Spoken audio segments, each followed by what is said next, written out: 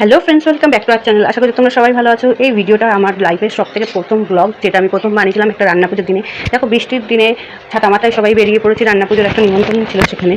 আর যেতে যেতেই তখন ভাবলাম জীবনে প্রথম যে একটা ব্লগ বানালে কেমন হয়, কিন্তু সেই সময় ব্লগ কীভাবে বানাই বা সেটা কোনো রকমই জ্ঞান বুদ্ধি ছিল না, যার কারণে যা হয়েছে সেইটাই প্রথমভাবে এডিটিং করে দিয়েছি।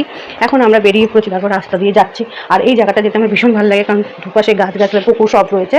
দেখো, আমরা এখন সেই নিমন্ত্রণ বাড়িতে চলে এসেছি। আর যেখানে যেতে আমাদের প্রসাদ দেওয়া হলো, ভীষণ মজা লাগছিল, কারণ এরকম একটা ট্রিটমেন্ট সত্যি খুব ভালোবাসি। তারপরে এত রকমের প্রসাদ থেকে আমার সাথে সাথে আমার মেয়েও খুব খুশি হয়েছে। প্রসাদ শেষ হতে হতে আমাদের দেখো খাবার দেওয়া হয়ে গেছে, পান্তা, রান্না পুজোর পান্তা। সাথে অনেক রকমের সবজি ছিল, তো ডাল ছিল, মাছ ভাজা, তারপরে বিভিন্ন রকমের ভাজা ছিল, পায়েস, চাটনি, পাঁপড় ঠাপড়, পিঠা, অনেক কিছুই ছিল। আর সবাই মিলে খুব আনন্দের সঙ্গে খেয়েছি।